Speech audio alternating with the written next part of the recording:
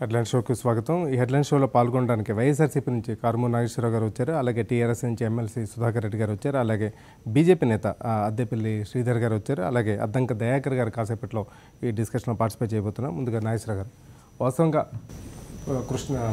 ఉభయ గోదావరి జిల్లాలు కావచ్చు, కృష్ణా కావచ్చు, గుంటూరు కావచ్చు, పంటలకి పెద్ద ఎత్తున అక్కడ లోటు ఉండదు, పనులు కూడా పెద్ద ఎత్తున లోటు ఉండదు అనేది ఒక రకమైన భావం. కానీ ఇవాళ పరిస్థితులు కూడా పెద్ద ఎత్తున కూలీలు వేరే ప్రాంతానికి పనుల కోసం పోవటం, ఇట్లా ప్రాణాలు కోల్పోవడం అనేది తరచుగా జరుగుతుంది. వాస్తవంగా ఈ ప్రభుత్వం వచ్చాక కరువు పరిస్థితులు నెలకొన్నాయని తెలిసిన తర్వాత గ్రామాల్లో సరిగ్గా దీనికి సంబంధించిన కరువు నివారణ చర్యలు చేపట్టకపోవడం కావచ్చు, లేకపోతే ఉపాధి హామీ లాంటి పథకాలను పెద్ద ఎత్తున అమల్లోకి తీసుకోకపోవడం కావచ్చు, ఇలాంటి కారణాలే ఇలాంటి ఇన్సిడెంట్ల కారణాలని చెప్పొచ్చా, కాకపోతే దీన్ని కేవలం ఒక రోడ్డు ప్రమాదంగా చూడాలంటారా? ఇది ఖచ్చితంగా ప్రభుత్వ వైఫల్యం. అగ్రికల్చర్ని, రైతుల్ని ఎంకరేజ్ చేసి రైతులకి ప్రభుత్వం అన్ని రకాలు అందించినప్పుడే వలస కూలీలు తగ్గిపోయే పరిస్థితి ఉంటుంది. ఎందుకంటే గతంలో రాజశేఖర రెడ్డి గారు ఆ రోజున ఉచిత కరెంట్ ఇచ్చినప్పుడు చాలామంది ఉచిత కరెంట్ ఇస్తున్నారు ఏంటి దీనికి అని అనుకుంటారు. కానీ ఆ రోజున ఆయన చాలా ఆలోచనతోటి ఉచిత కరెంట్ ఇచ్చే కార్యక్రమం చేశారు. ఎందుకంటే ఆ రోజున రైతులు కరెంటు బిల్లు కట్టలేకపోతే అప్పుడున్న ప్రభుత్వం 50 రూపాయలు ఫీజు పెట్టినా అవి పీక్కుపోతూ ఉంటే ఆ పొలాలు ఎండిపోయి ఆ కూలీలకి పని కల్పించలేక అతను పొలాలు పాడు చేసుకుని ఇదయ్యారు. రాజశేఖర రెడ్డి గారు వచ్చినప్పుడు ఉచిత కరెంట్ ఇవ్వగానే 4 ఎకరాలు పండించే రైతు 20 ఎకరాలు 40 ఎకరాలు ఎక్కువ పంటలు పండించి ఎక్కువ రోజులు పని కల్పించి ఎక్కువ కూలీ వచ్చేలాగా కూలీలకి పని కల్పించడం వల్ల వలసలన్నీ ఆగిపోయినాయి. 100% కరెక్ట్. ఎంచేతంటే నేను ద్వారకా తిరుమల అప్లాండ్లో ఆ రోజు నేను జెడ్పీటీసీగా పోటీ చేసి ఎప్పుడు గెలవని జెడ్పీటీసీ నేను గెలిచాను. అక్కడ ఓన్లీ ఉచిత కరెంటు ఎందుకు ఇచ్చారు? రైతు బాగుండాలి, కూలి బాగుండాలి. రైతు బాగుంటేనే కూలి బాగుంటాడు, కూలి బాగుంటేనే రైతు బాగుంటాడు. ఇద్దరికి బాగుండాలంటే ఉచిత కరెంట్ ఇవ్వాలని ఆ రోజునే ఇచ్చి రైతుకి గిట్టుబాటు ధరలు కానీ రైతుకి ఏమేమి మౌలిక సదుపాయాలు కల్పించాలని అన్నీ కూడా పెద్దపేటేసి ఆ రోజున రైతుకి గిట్టుబాటు ధర ఒకేసారి రాజశేఖర రెడ్డి వచ్చినప్పుడు 200-250 రూపాయలు పెంచి అన్నీ కూడా గ్రామాల్లో నిరంతర యాక్టివిటీ ఉంటుంది. అగ్రికల్చర్ సంబంధించి నేను అదే చెప్తాను. ఆ తర్వాత పనికి ఆహార పథకం కింద యాక్చువల్గా మా తర్వాత ఉపాధి హామీకి పెద్ద ఎత్తున అమలు చేసి వాళ్ళకి ఏ రోజు కూడా లోటు లేకుండా పని కల్పించి పెద్ద ఎత్తున కార్యక్రమాలు అన్నీ కూడా అందించారు. ఇవాళ మొత్తం మళ్ళీ మొదటికి వచ్చేసింది. ఇవాళ రైతు బాధ అరణ్య రోదన కింద ఉంది. ఇంతకుముందు బ్యాంక్కి వెళ్ళి రుణం తీసుకుని మళ్ళీ సకాలంలో కడితే వడ్డీ లేని రుణం బ్యాంక్ వచ్చేది రైతుకి. ఇవాళ ఆ రుణమాఫీ పేరుతోటి బ్యాంక్ వెళ్ళలేని వడ్డీ మీద వడ్డీ, అపరాధ వడ్డీ పడి రైతు కుదేలైపోయాడు. ఇవాళ రైతుకి డబ్బు చేతిలో లేకుండా అయిపోయింది. ప్లస్ ధాన్యానికి గిట్టుబాటు ధర లేదు. ప్లస్ దానికి 39 రూపాయలు కమిషన్ తీసుకుని రైతుకి స్వేచ్ఛ లేకుండా పోయింది. రైతుకి ఆ రోజున ఎక్కడైనా అమ్ముకునే పరిస్థితి ఉండేది. కానీ ఇవాళ బతుకుతూ వేరొకరిని బతికించే రైతు ఇప్పుడు తన బతకలేని పరిస్థితి, వేరే వాళ్ళు బతకలేని పరిస్థితి కూడా. ఎందుకంటే మీరు ఇక్కడ అబ్జర్వ్ చేయాలి, ఒక మహిళా మన సంఘాలను పెట్టి వాళ్ళకే ఇక్కడ ఆ పాయింట్లోనే అమ్మాలి, వాళ్ళకే అమ్మాలి, ఐకేపీ కేంద్రానికే అమ్మాలి. వేరే వాళ్ళకి అమ్మటానికి లేదని ఒకటి పెట్టేటప్పటికి వాడు రైతుకి అసలు రైతు పరిస్థితి వాళ్ళ అరణ్య రోదన బాధాకరంగా చూసాక లారీ ప్రమాద దుర్ఘటన ఇన్సిడెంట్ చూసిన తర్వాత మీరు పల్లెల్లో పెద్ద ఎత్తున తిరుగుతారు ఉభయ రాష్ట్రాల్లో. ఇప్పుడు తెలంగాణ ప్రాంతంలో మీరు ప్రతినిధిగా ఉన్నప్పుడు కూడా గతంలో ఉభయ ప్రాంతాల్లో బాగా తిరిగారు కాబట్టి వాస్తవంగా అనేక జిల్లాల్లో ఇలాంటి పరిస్థితులు ఉన్నాయి. కరువు విపరీతమైన తీవ్ర పరిస్థితులు వచ్చిన తర్వాత ఒక ప్రాంతం నుంచి ఇంకో ప్రాంతానికి పెట్టుకుని ముఖ్యమంత్రి చంద్రబాబు నాయుడు గారి నియోజకవర్గం కుప్పం నుంచి కొన్ని వేల మంది రైల్లో వెళ్ళిపోయిన సంఘటనలు కూడా ఇటీవల కాలంలో మనం చూసాం. శ్రీహరి గారు, మనం చూస్తే ఎందుకంటే లారీలో ప్రయాణిస్తున్నటువంటి వాళ్ళంతా కూడా వలస కూలీలు. ఎందుకంటే వారే చెప్పారు, ఇప్పుడు నెహ్రూ గారే మాట్లాడుతూ వారు ఏమన్నారంటే ఉభయ గోదావరి జిల్లాలు అన్నపూర్ణగా ఉన్నప్పటికీ కూడా ఈ జిల్లాలో కూడా విభిన్నమైనటువంటి వాతావరణ పరిస్థితి. నేను కూడా బాధితులతో కొంతమందితో మాట్లాడినప్పుడు తెల్లవారుజామున కొంతమందితో మాట్లాడిన తర్వాత వాళ్ళు చెప్పింది ఏంటంటే నెలలో కేవలం 5 రోజులు మాత్రం ఊళ్ళలో ఉంటున్నాం, 25 రోజులు మాత్రం ఆ చింతలపూడి ప్రాంతానికి వెళ్ళి చెట్లు కొట్టే కార్యక్రమంలో దానికి పైన ఉన్న ఆ చెట్టు పైన ఉండే ఈ తీసే కార్యక్రమంలో ఉన్న ఈ సరుగుడు ఇట్లాంటి ఇలా జాతీయ ఉపాధి హామీ పథకం కానీ రైతులకు ఉండేటువంటి యొక్క వనరులు ఏవైతున్నాయో వాటిని ప్రభుత్వ పరంగా ఏవైతే చర్యలు తీసుకోనో అవి తీసుకోకపోవటం వల్ల ఇవన్నీ కూడా ఇటువంటి ఘటనలు వచ్చేటువంటి ఒక పరిస్థితి.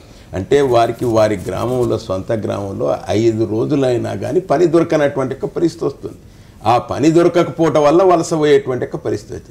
వలస పోయినప్పుడు ఏం చేస్తుండ్రు, ఇక లారీలే వాళ్ళకి శరణ్యం, ఇంకా వేరేది లేకుండా పోయే మిగులుతాయి అనేటువంటి ఒక దృక్పథంతో ఆ విధంగా లారీలో ప్రయాణం చేసేటువంటి ఒక పరిస్థితి వచ్చింది. కాబట్టి ప్రభుత్వ పరంగా ఈ మోటార్ వెహికల్ ఇన్స్పెక్టర్స్ ఎవరైతే ఉంటారో వారైతే కేవలం వనరులను ఆదాయం వచ్చేటువంటి ఒక వనరులుగానే ఉపయోగపడుతున్నారు తప్ప వాళ్ళు ఇటువంటి లారీలను నియంత్రించేటువంటి ఒక కార్యక్రమం కానీ అటువంటి కార్యక్రమం ఏది తీసుకుంటలేరు. కాబట్టి రైతులకు ఏదైతే రైతు కూలీలు కానీ రైతులు కానీ వారికి నిత్యం ఏదైతే పని దొరకానో ఆ పని దొరకకపోవటం వల్లే ఇటువంటి సంఘటనలు జరుగుతున్నాయి. కాబట్టి రాష్ట్ర ప్రభుత్వాలు, ఏ రాష్ట్ర ప్రభుత్వం అయినా, రాష్ట్ర ప్రభుత్వాలు అటువంటి వారికి వాతావరణ పరిస్థితులు అనుకూలించకపోయినప్పుడు వారికి ప్రత్యామ్నాయటువంటి ఎటువంటి చర్యలు తీసుకోవాలనేటువంటి దాని మీద కేంద్రీకరణ చేయాలి. ఆ కేంద్రీకరణ చేయకపోవటం వల్లనే ఇలా వారు ఎక్కడ కూలి దొరుకుతానని అంత దూరం పోవటానికి ప్రయత్నం చేశారు. పాపం బూడిద లారీల్లో వారు ప్రయాణించడం వల్ల, బూడిద తిరిగేయటం వల్ల అంతమంది 20 మంది చనిపోయేటువంటి ఒక పరిస్థితి వచ్చింది. కాబట్టి రాష్ట్ర ప్రభుత్వం ఇప్పటికైనా గమనించాలి. జాతీయ రహదారిపై మనం రోడ్లో బాగా చేస్తున్నాం, అంత స్పీడ్ తోటి వెహికల్ పోతున్నాయి. ఆ స్పీడ్ తోటి నియంత్రించేటువంటి ఒక పరిస్థితులు లేనప్పుడు ఇటువంటి ప్రమాదాలు జరిగేటువంటి, మనం రోజు జరుగుతున్నాయి అట్లా ప్రమాదాలు. ఆ రోజు ప్రమాదాలు జరుగుతున్నప్పటికైనా దాన్ని నియంత్రించడానికి రాష్ట్ర ప్రభుత్వం ఎటువంటి చర్యలు తీసుకుంటలేదు. ఆ చర్యలు తీసుకోవాలని రాష్ట్ర ప్రభుత్వాన్ని కోరుతున్నాం. అదేవిధంగా కూలీలకు కూడా ప్రత్యామ్నాయమైనటువంటి యొక్క ఏర్పాట్లు ఎప్పటికప్పుడు చేసినట్టయితే ఈ విధంగా దూర ప్రాంతానికి వలసపోయేటువంటి ఒక పరిస్థితి ఉండదు. దయాకర్ గారు, అసలుగా ఈ లారీ ప్రమాదానికి సంబంధించి దాదాపు 16 మంది కూలీలు ప్రాణాలు కోల్పోయారు. వాళ్ళంతా యుక్త వయసులో ఉన్నారు, కుటుంబాలను పోషించే స్థితిలో ఉన్నారు. వాళ్ళంతా ఇప్పుడు ప్రాణాలు కోల్పోవాల్సిన దుస్థితి. అంటే గ్రామాల్లో సరిగ్గా యాక్టివిటీ లేదు, అగ్రికల్చర్ యాక్టివిటీ లేదు. ఆ యాక్టివిటీ లేకపోవడం వల్ల ఎట్లా వలసపోయిన సందర్భాలు వస్తున్నాయని నాగేశ్వరరావు గారు ఇందాక చెప్పారు. మీరేమంటారు? అంటే సగటు వ్యక్తి యొక్క బతుకు పోను భారం అవుతున్న వాటికి పరోక్షంగానైనా ప్రత్యక్షంగానైనా ప్రభుత్వాలదే బాధ్యత ఉంటుంది దాంట్లో. అంటే వాడిని బతికించడానికి మనం చేసే ప్రయత్నాలే ప్రభుత్వాలు చేసేవి. అయితే దీంట్లో రోడ్ సేఫ్టీ కూడా ఇంక్లూడ్ అయి ఉన్నది దీంట్లో. అంటే లైసెన్స్ లేని డ్రైవర్లు, లేకపోతే క్లీనర్లు, వాడు రెస్ట్లో ఉన్నప్పుడు క్లీనర్ డ్రైవ్ చేయడం. తర్వాత అన్నిటికంటే ముఖ్యం ఏంటంటే రోడ్ల మీద వచ్చే ఆదాయం మీదనే ప్రభుత్వాలు దృష్టి పెడుతూ రోడ్ సేఫ్టీని మాత్రం మిస్ చేస్తున్నట్టుగా గతం నుంచి మనం చర్చించుకుంటున్నాం. కానీ ఎందుకు ఈ దూర ప్రాంతాలకు బతుకు తెరువు కొరకు పోయే ఎవరైతే కూలీలు అలాంటి ఎకనామికల్గా, అగ్రికల్చర్ పరంగా, పరిశ్రమల పరంగా పెద్ద ఎత్తున యాక్టివిటీ ఉన్న జిల్లా నుంచి ఇంకొక జిల్లాకు వలసపోవడం అనేది వీళ్ళది అసలు చర్చ. ఇప్పుడు రోడ్ యాక్సిడెంట్ కంటే కూడా ఇంత సుదూర ప్రాంతాలకు పోవాల్సిన పరిస్థితిని చర్చించుకోవాల్సిన అవసరం ఉంటుంది. అది కూడా రైస్ బౌల్ ఆఫ్ ఇండియా అంటాం మనం. వాటర్ రిసోర్సెస్ ఇక అక్కడనే, నాకు భారతదేశంలో అత్యంత ఎక్కువ నీటి నిల్వ ఉండే ప్రాంతం కూడా అదే ఉంటుంది. కాబట్టి అక్కడ కూడా వచ్చింది అని అంటే కరువు యొక్క పరిస్థితి ఎట్లా ఉంది. ప్రభుత్వాలు కరువు మీద రివ్యూ చేయడానికి కొంత పరువు పోతున్నట్టుగా ఫీల్ అవుతున్నాయి. అది పద్ధతిగా లేదు. అంటే దాదాపు నాకు తెలిసి తెలంగాణలో -72 వర్షాభావ పరిస్థితి ఉన్నది. తర్వాత ఇటు ఆంధ్రప్రదేశ్లో కూడా ఇప్పుడు మనకు ఎల్నినా లానినా ఎఫెక్ట్ ఏదైతే ఉందో ఇండియా దాని మీద ఇంకా కాన్సన్ట్రేట్ చేస్తలేదు. వస్తే అతివృష్టి, లేకపోతే అనావృష్టి. వస్తే వర్షాలు వస్తే మొత్తం గోదావరి లంకంతా మునిగిపోతుంది. మరి రానప్పుడు అసలు ఆ చుట్టుపక్కల గ్రామాలకు కూడా మంచినీటి లేని పరిస్థితిలో ఉంటుంది. కాబట్టి ఇలాంటి వాటిని రివ్యూ చేసుకోవాల్సిన ప్రత్యేక పరిస్థితులు ఉంటాయి. ముఖ్యంగా పేదల శాతం పెరుగుతున్నది. దాదాపు 35 కోట్ల మంది భారతదేశంలో నిరుపేదలుగా ఉన్నట్టుగా ఈ మధ్యనే గణాంకాలు ఉన్నాయి. దాంతోపాటు రోడ్ యాక్సిడెంట్స్ కూడా ఎక్కువ పెరుగుతున్న పరిస్థితి. దాదాపు 35% ఆఫ్ ది యాక్సిడెంట్స్ కేవలం నిర్లక్ష్యాల వల్ల జరుగుతున్నాయి. కాబట్టి ఇలాంటి వాటిని కూడా దృష్టి పెట్టాల్సిన అవసరం ఉంటుంది. శ్రీధర్ గారు, మీరు అదే జిల్లా వాసి, పరిస్థితులను పూర్తిగా తెలుసు. అంటే ఇందులో మనం గ్రహించవలసిన విషయం ఏంటంటే, ఏలూరు నుంచి బయలుదేరి కొవ్వూరు వచ్చి, కొవ్వూరు దాటి, బ్రిడ్జ్ దాటి, రాజమండ్రి దాటి, గండేపల్లి దాకా వచ్చింది. అంటే 3 టోల్ గేట్లు దాటి వచ్చినాయి. 3 టోల్ గేట్లు కూడా ఈ లారీ డ్రైవర్ కానీ, లారీ వాళ్ళు కానీ చలాన్ కట్టారు. అంటే ఒక ఆర్టీఓ ఆఫీషియల్ కానీ, లేకపోతే పోలీస్ డిపార్ట్మెంట్ కానీ ఇలా లారీల్లో ఇలా ఇంతమంది 30 మంది జనం పైన లోడ్ బండి మీద కూర్చుని వెళ్తున్నారంటే ఎక్కడా కూడా ఆఫ్ చేయలేదు. ఇదంతా కూడా పోలీస్ వైఫల్యం అనండి, ఆర్టీఏ వైఫల్యం కూడా కనబడుతున్నది. ఈ టోల్ గేట్స్ ఏవైతే మనం రాజమండ్రి దాటిన తర్వాత రాజమండ్రి టు వైజాగ్ 3 టోల్ గేట్లు ఉన్నాయండి. అది build, own, operate and transfer పద్ధతిగా టోల్ గేట్లని ఆ రోడ్ ఫార్మేషన్ అదంతా ఫార్మాట్లో తీసుకున్నారు. వాళ్ళు మినిమం బాధ్యత ఏంటంటే టోల్ గేట్ దగ్గర కలెక్ట్ చేస్తున్నప్పుడు ఇలాగ లారీ లోడ్ మీద మనుషులు వెళ్తున్నారు, ఆప్ చేయవలసిన బాధ్యత కూడా వాళ్ళకు ఉంది. ఎందుకంటే రేపొద్దున ఏదైనా యాక్సిడెంట్ జరిగితే వాళ్ళది బాధ్యత ఉంది. ఎందుకంటే ఈ రోడ్ల మీద ఏదైతే లారీలు కానీ ఇవన్నీ కూడా వెళ్ళినప్పుడు ఆ రోడ్డు సర్ఫేస్ మీద రబ్బర్ అనేది, టైర్లు రాపిడి వల్ల రబ్బర్, ఆయిల్ లీకేజ్ వలన స్లిప్పరీగా ఉంటుంది. ఈ మధ్యన వర్షాలు, చిన్న వర్షం, పెద్ద వర్షం పడితే మళ్ళీ రోడ్లన్నీ క్లీన్ అయిపోతాయి. ఈ చిన్న వర్షాలు ఏంటంటే బాగా స్లిప్పరీగా ఉంటుంది. వారన్నట్టు ఈ డ్రైవర్ సరైన డ్రైవర్ నడుపుతున్నాడా లేకపోతే క్లీనర్ నడుపుతున్నాడా, లారీకి అట్లా ఫిట్మెంట్ ఉందా, బ్రేక్లు సరిగ్గా ఉన్నాయా, ఈ చిన్న వర్షం మీద స్లిప్ అయ్యి ఉండొచ్చు. ఇది యాక్సిడెంట్ జరిగింది. ఇదంతా కూడా ఏంటంటే ఆర్టీఏ కానీ పోలీస్ డిపార్ట్మెంట్ కానీ ఈ ఎవరైతే కాంట్రాక్టర్ని వైఫల్యాలు కనబడుతున్నాయి. ఇంతమంది ప్రజలు ఈస్ట్ గోదావరి నుంచి ఏదైతే అన్నవరం, కిర్లంపూడి బెల్ట్, నెహ్రూ గారు ఎమ్మెల్యే ఉన్న ఏరియా బెల్ట్ నుంచి ఏలూరు దాకా వెళ్తున్నారంటే ఇదంతా మీకు ఆశ్చర్యంగా అనిపించవచ్చు, కానీ మాకందరికీ సహజంగానే అనిపిస్తున్నది. ఈస్ట్ గోదావరిలో డెల్టా బెల్ట్ ఉన్నది, అప్లాంట్ బెల్ట్ ఉంది. ఏదైతే అప్లాంట్ బెల్ట్ నుంచి వీళ్ళందరూ వెళ్ళారు, ట్రైబల్ బెల్ట్ ఉన్నది. శ్రీధర్ గారు, నాకు కూడా ఆ ఏరియా మీద అవగాహన ఉంది. వాస్తవంగా వాళ్ళు వలస వెళ్తున్నప్పుడు సాధారణంగా ఏదైనా కోతల సమయంలో కానీ, వరి కోతల సమయంలో కానీ, అదే కదా అంటే ఇప్పుడు ఎంత వెనకబడిపోయిందంటే అండి ఏరియా. ఒక నిమిషం అంటే ఈ బెల్ట్లో ఎక్సెప్ట్ డెల్టా కాకుండా మిగతా అప్లాండ్ ఏరియా కానీ ట్రైబల్ బెల్ట్ వాళ్ళు వీళ్ళందరూ కూడా వైజాగ్ వెళ్తున్నారు, లేదంటే ఏలూరు వస్తున్నారు, రాజమండ్రి వస్తున్నారు, లేదంటే హైదరాబాద్కి వస్తున్నారు. అంటే ఈ ప్రభుత్వ వైఫల్యం ఎక్కడైతే మినిమం ఇన్సెంటివ్స్ ఏవైతే గవర్నమెంట్ ఇవ్వాలో, అంటే ఒక రైతుకి లేదా కూలికి కానీ ఒక ఆవో గేదో ఉంటుంది, పశుగ్రాసం ఇవ్వాలి ఖచ్చితంగా, గ్రామ కంటల్లో ప్రొవైడ్ చేయాలి. ఖచ్చితంగా ఒక గ్రామంలో ఒక మేస్త్రి ఎవరైనా బయలుదేరితే తనతో పాటు 100 మందిని తీసుకుని వెళ్తున్నారు. సో అక్కడ విఆర్ఓకి సమాచారం తెలుస్తుంది. 100% తెలుస్తుంది. తెలియని విషయం 100 మంది వెళ్ళగానే పక్క ఊర్లో ఇంకో 100 మంది కూడా వెళ్ళిపోతారు. ఆ విషయం కూడా పక్క విఆర్ఓకి తెలుస్తుంది. ఇలాంటి ఇన్ఫర్మేషన్ గేదర్ చేయడంలో కానీ, గేదర్ చేసిన తర్వాత అకౌంటబిలిటీ కూడా లేదండి. అదే నేను అంటున్నాను, ఇప్పుడు ఏవైతే గవర్నమెంట్ స్కీమ్స్ పశుగ్రాసం గ్రామ కంటంలో ఇవ్వాల్సింది మినిమం ఫెసిలిటీస్ ఏవైతే నెలకు ఒకసారి వీళ్ళందరూ వలస వెళ్ళిన వాళ్ళందరూ వచ్చి పెన్షన్ కలెక్ట్ చేసుకుంటున్నారు, లేదా విడో పెన్షన్ కానీ, ఆ పెన్షన్ కానీ, ఓల్డ్ ఏజ్ పెన్షన్ కానీ. అప్పుడైనా ఎక్కడున్నావు, ఇన్ని రోజులు ఎక్కడికి వెళ్ళావంటే వాళ్ళకి తెలిసిపోతుందండి. ఆ పెన్షన్ తీసుకున్నప్పుడు నువ్వు ఎన్నాళ్ళు ఎక్కడికి వెళ్ళిపోయావంటే చెప్తారు, పలానా చోట పనిచేస్తున్నాను అంటే. ఇవన్నీ కూడా డ్రాబ్యాక్స్ అండి. ఈ ఏదైతే మెకానిజం కలెక్టర్ గారి దగ్గర నుంచి, ఆర్డీఓ దగ్గర నుంచి, విఆర్ఓ దగ్గర నుంచి, విఏఓ దాకా ఈ పరిస్థితులు తెలియని విషయాలు ఏం కావు. మనం ఏం చేయవలసింది ఏంటంటే ఆల్టర్నేట్, ఇప్పుడు చంద్రబాబు నాయుడు గారు యాజ్ ఎ సీఎం లేదా కేసీఆర్ గారు యాజ్ ఎ సీఎం అంటారు, మీరందరూ అగ్రికల్చర్ మీద డిపెండ్ అవ్వద్దు, మిగతా కార్యక్రమాలు చేయండి అంటారు. మరి దారి చూపించాలి కదా. పౌల్ట్రీ అన్నది ఉన్నది, దానికి ఏదో ఒక సపోర్ట్ చేయాలి కదా.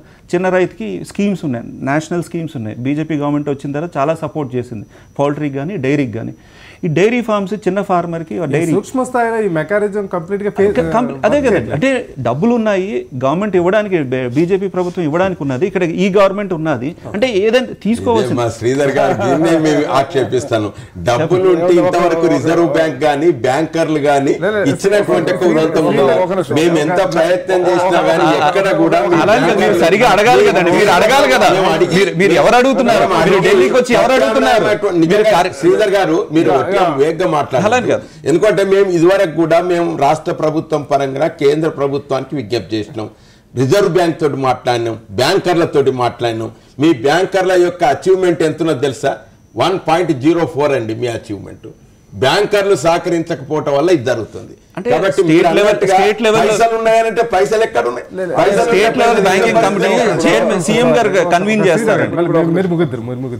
ఇవాళ గతంలో 10 సంవత్సరాలు కూడా మాకు ముందు 10 సంవత్సరాల ముందు నుంచి మాకు శ్రీకాకుళం, విజయనగరం, అటు వైజాగ్ జిల్లాల నుంచి వలస కూలీలు విపరీతంగా వచ్చారు. గోదావరి, పశ్చిమ గోదావరి, కృష్ణా జిల్లాలకి అక్కడి నుంచి అప్పుడైంది కోతలకి, కుప్పనూర్పులకి, ఊడుపులకి వందలాది మంది వచ్చేవారండి. కానీ 10 సంవత్సరాల్లో అసలు వలస కూలీలు రావటమే ఆగిపోయింది. అసలు మీకు మొత్తం వరి కోత యంత్రాలను ఆశ్రయించి మొత్తం ఈ 10 సంవత్సరాలు చాలా ఇబ్బందులు పడి మొత్తం రైతులు కూలీలు సరిగ్గా దొరక్క ఇబ్బందులు పడే పరిస్థితి అంతే వలస ఆగిపోయింది 10 సంవత్సరాలు. కానీ ఇప్పుడు వచ్చిన ఈ సంవత్సరంన్నరలో ఆ పరిస్థితి మళ్ళీ పునరావృతమవుతుంది. ఎందువల్ల? ఇది కేంద్ర ప్రభుత్వం, ఇటు రాష్ట్ర ప్రభుత్వం వైఫల్యం.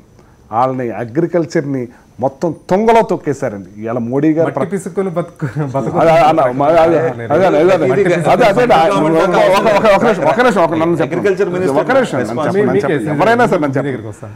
మట్టి పిసుకుని బతుకుతారా మీరు, ఇంకా ఆ బతికే బతుకుతారా అని ఒకసారి అన్నాడు. ఇప్పుడు మొన్న ఈ మధ్యన ఒక నిమిషం, మొన్న ఈ మధ్యనండి ఇక్కడ విజయనగరం మీటింగ్ లో చంద్రబాబు నాయుడు గారు తోటపల్లి బ్యారేజ్ ప్రారంభోత్సవం సందర్భంగా ఈ రోజున మీరు వ్యవసాయానికి అన్ని పెట్టుబడులు పెరిగిపోయినాయి, లాభసాటి కాకపోతుంది అంచేత ఫ్యాక్టరీలు పెట్టి మీరు అందులో ఉద్యోగాలకి వెళ్ళే పరిస్థితి కలగాలంటే అంటే ఒక నిమిషం అంటే అంటే ఆల్రెడీ ఇక వ్యవసాయం దండగానే పరిస్థితి గతంలో మళ్ళీ గుర్తు చేస్తున్నాడు ఆయన.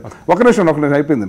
అంచేత ఇది ఇవాళ కేంద్ర ప్రభుత్వం మోడీ గారు ప్రపంచ దేశాలు తిరిగేసి స్విచ్లు కాదు, తినటానికి తిండి లేకపోయినా మేసానికి చెంపంగి నూనె వీళ్ళని ఆదుకోండి.